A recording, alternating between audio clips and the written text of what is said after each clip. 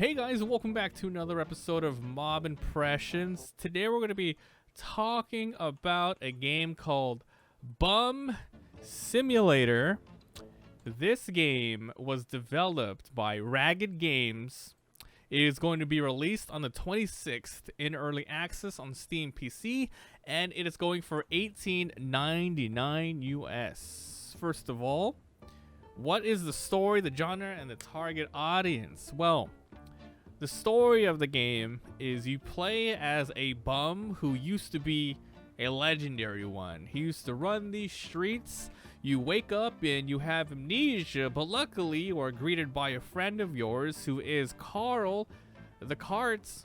Yes, for some reason he has googly eyes on him, and he is a really smart humanoid kind of cart, and he lets you know that, hey, you guys were experimented on and it's your job to figure out what the hell happened. So in this game you're going through the story, finding out, hey, there's maybe other people who got experimented on. You go towards the evil corporation and slowly work your way back up the ranks, because even though other people got turned into mutants and carts, you're still humanoid. However, half your brain's missing, so your guy's character just makes guttural noises while your friend does most of the talking, Carl. And the genre is, it's a single player first person action RPG with base building, leveling up, tower defense, a little bit of detective work, and collecting.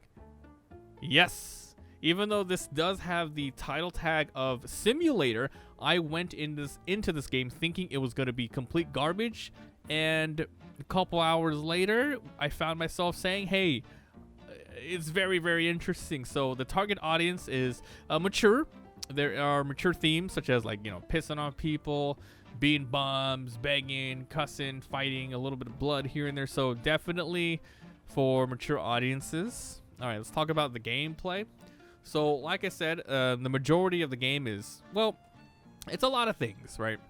Let's start with the open world aspect. It's early access, so things might change here or there, but pretty much you start and you are able to do a lot of things. I really suggest the first time playing that you go through at least the first 4 to 5 missions, because they do teach you the ropes of how to collect stuff, how to break things down, how to recycle them, how to build workbenches and build up your bases. There are different areas around the map which you can claim as your own, and there you can put down all your resources. You can make walls, floors, turrets, and you can have little you can make little outposts for all of your minions to follow you, and you send them out to get resources. So that's the open world base building part. Every once in a while, enemies, which are faction hobos, they're called the bugs, they will start attacking you. They're all over the place and they will raid your house, and it's your job to either defend it yourself manually by running over there with the time allotted, otherwise they're going to attack it. You can use the respect that you've gained from doing missions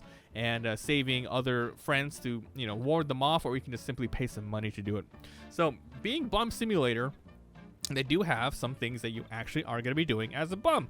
You can go, like I said, you can go collect things. You can open, break open bags. You can open up trash lids. You can find wood, scrap, plastic bottles, and definitely junk, like plastic bottles. You don't need that, so you just drop it. You can find food like apples, pears, burgers, and lots of different foods. You can eat them because you do have a health bar.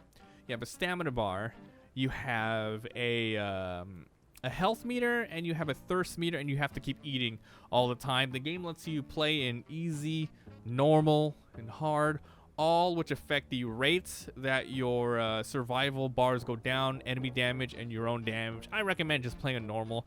It's whatever, right? You don't need to go easy or not, because even if you do play an easy, the survival aspects are still there. So I don't see why you want to play this game just for the story. It's not really worth it.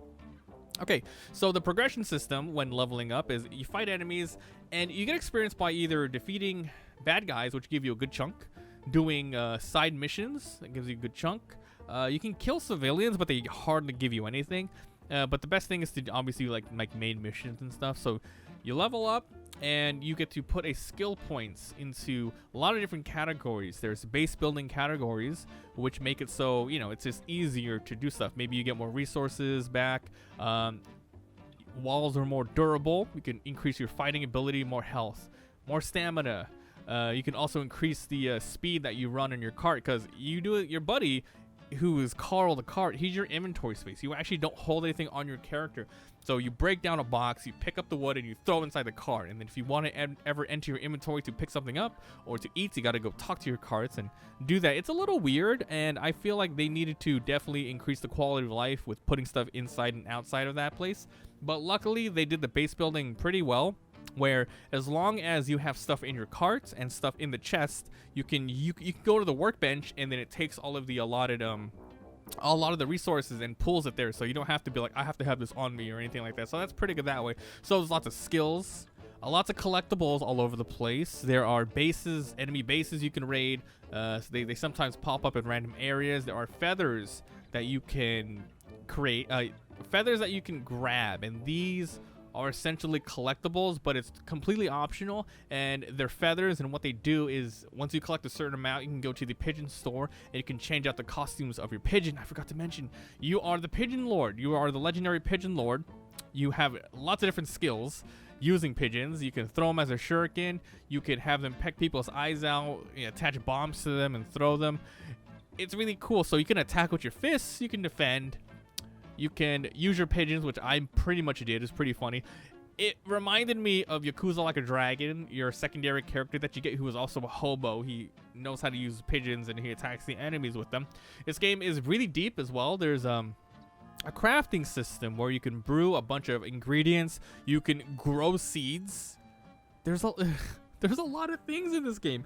And honestly, for like the price, what was it, $18.99 or $17.99? I think I was really, really, really surprised.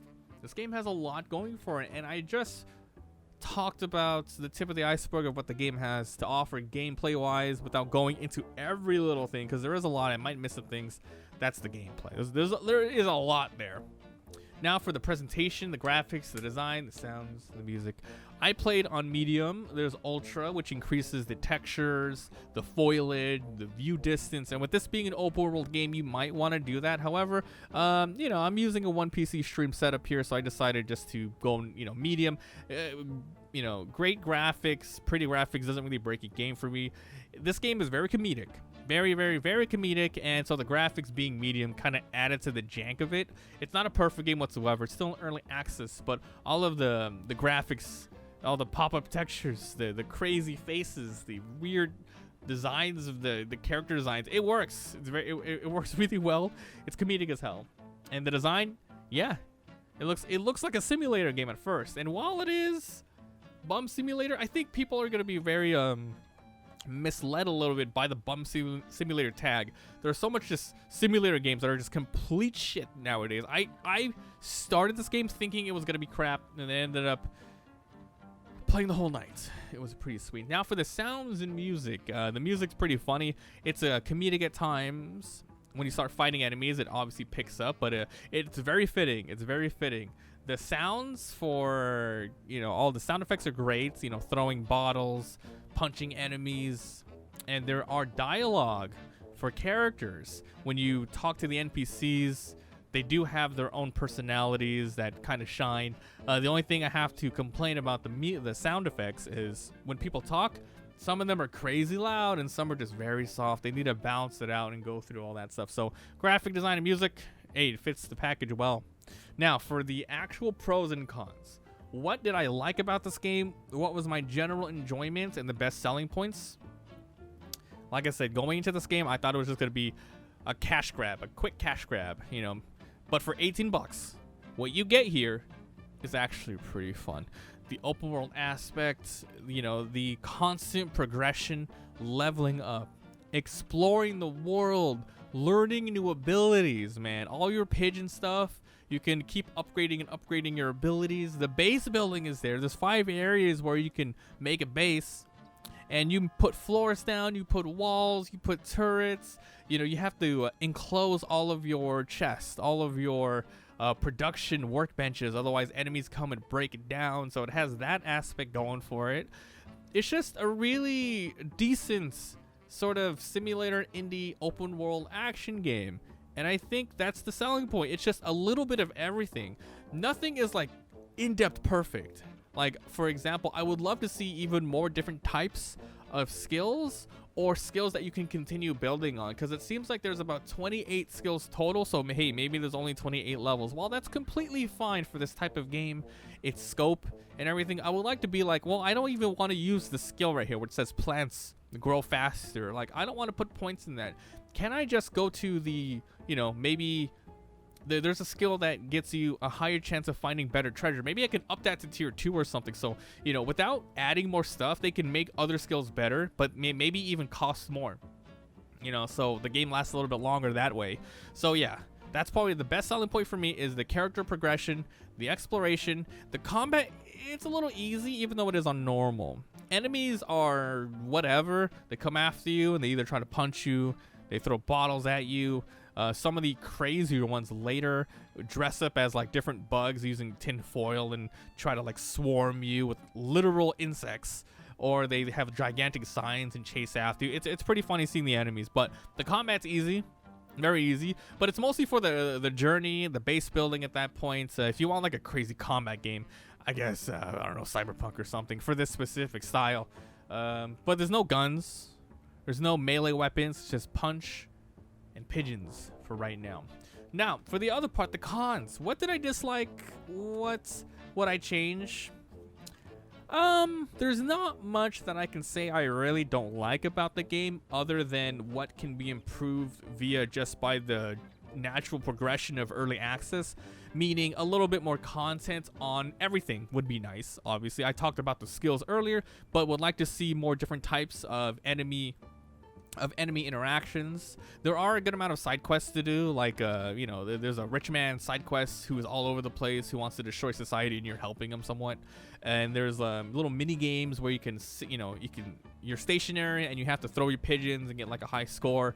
But yeah, there's a lot of things, and some quality of life things would be nice, but here I am pretty much just nitpicking. For example, when you pick up a cardboard, you want to put it onto your car or inventory. You have to pick it up, turn around, throw it, pick up another one, turn around, throw it, pick up another one, turn around and throw it. I would like for it to be kind of like, what's a game that has something like this? That one game where The Forest, where you pick up a log, you put on your shoulder, you go to another log, you pick it up, you put on your shoulder again. I would like to see something like that with here, when you pick up a lot of the common resources, like tin cans or cardboard you put in your hands. So it just makes everything a little less clunky. Enemies, it's very easy to farm and exploit things in the state that the game's in right now. If you go to an enemy base and you just kill them all, grab the experience, grab the loot, and you save the game, you quit and you load, they're all going to be right there ready to go. So the game needs to work on its persistency and just trying to save exactly how long ago you did something, so you can't just sit there and farm the same thing over. It's also good and bad that way.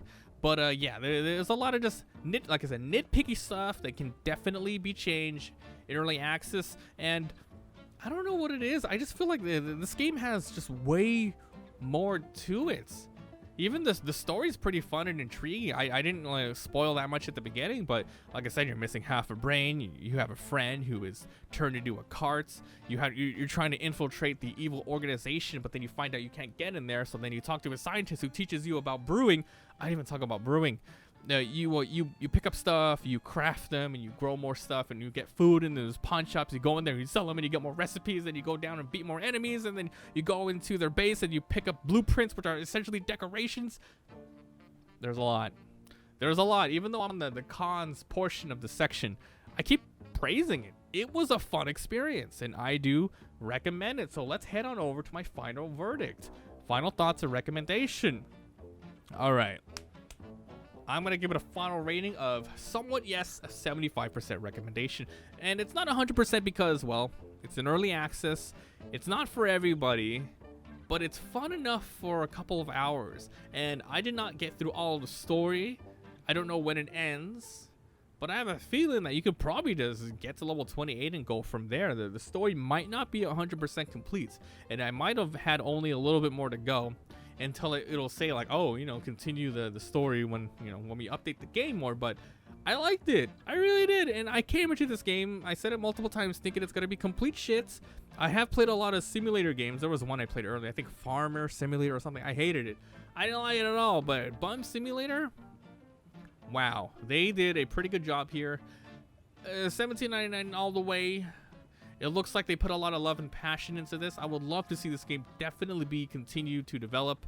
So, hey, if you guys like these type of games, definitely go check it out. Support it on Steam. I'll put a link, you know, to the Steam in the description.